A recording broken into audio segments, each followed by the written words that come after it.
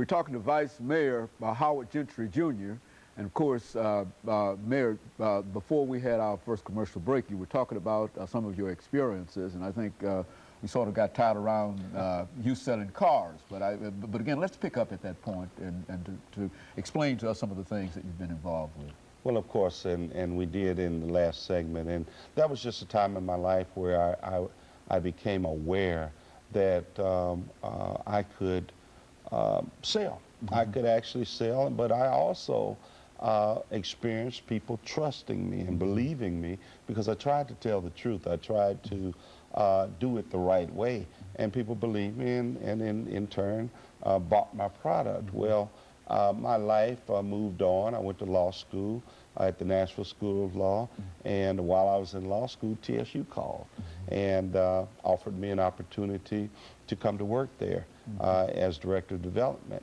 And so I had been working in the courts for Judge Schreiber as a law clerk and a court officer, and he told me I should go.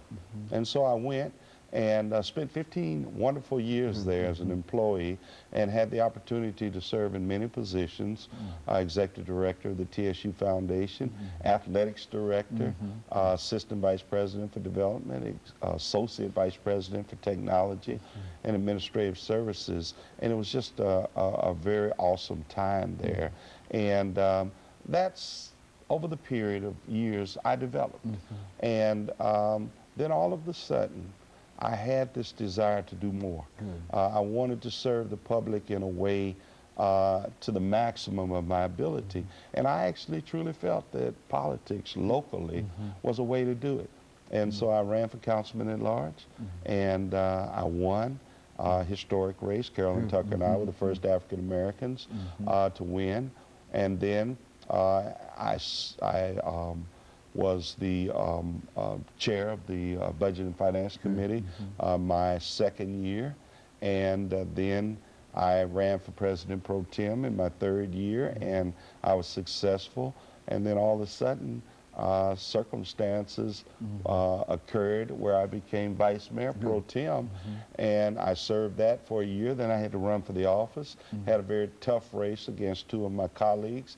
I was able to win the vice mayor's race. In the next term that I ran, I had no opposition. And so I'm in my last term now.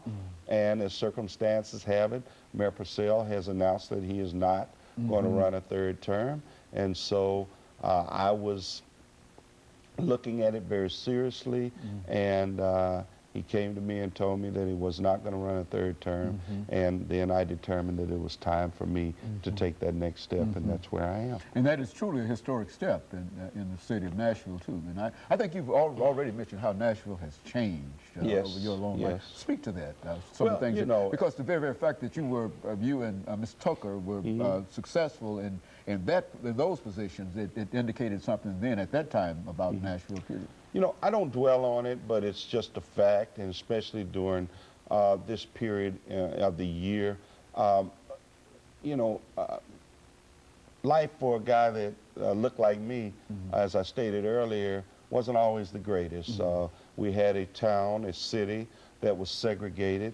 We had a city that maybe not as bad as others, but still discriminated against people of the African American descent, and it was not fun. It was not fun during those periods. But you know, I told you that it was a blessing that I grew up on TSU's campus because I had my own little city to grow up on. But the reality is that there were times that I went to the courthouse. I'll never forget going to the Capitol and seeing colored and white bathrooms and saying, my goodness, I can't even go to the bathroom that the governor uses, and to go to the War Memorial Building and have to sit upstairs, and to go to Centennial Park and not be able to go on the side where the lake was and fish in the pond.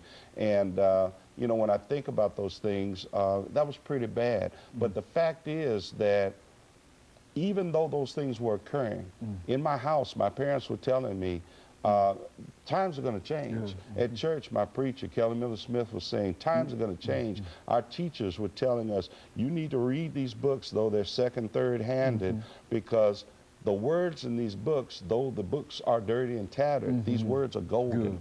And they're the same words that the other kids are reading in the new books.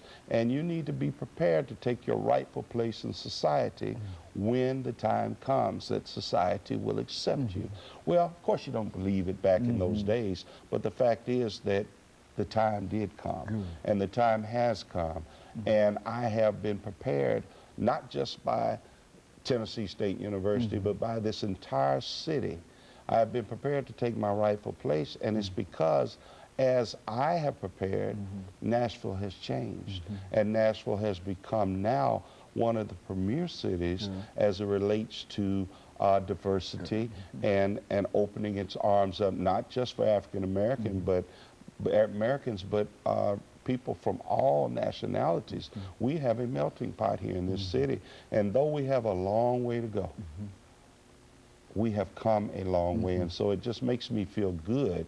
It almost makes my parents and my preachers and teachers prophets, because they prophesized this and they made us wear blinders. They made us forgive. They made us not forget, but forgive, and to not get caught up with that anchor to drag us backwards, but to continue to move forward with hope.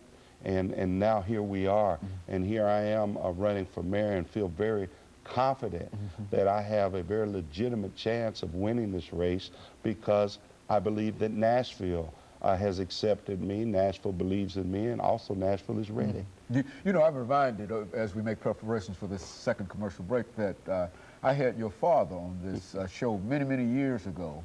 And one of the things that he talked about was his involvement in transforming Tennessee State University athletics by entering the OVC, and how important that was, and et cetera. And so I indeed understand exactly how you feel and where you're coming from in reference to that. And well, so, I'm blessed to be able to have had a father like my dad, who was a visionary. I'm blessed to still have my mother, who also is a visionary, and to have really experienced these things that I'm experiencing way before I've had this opportunity. So I have grown up with the belief that all of this could occur, because I've seen it happen, and I truly believe it. Okay, let us take this second commercial break, Mayor, and then we'll come back and have this final segment and give you an opportunity to talk about that and other things. And of course, we'll be back with our audience following this very, very short commercial break.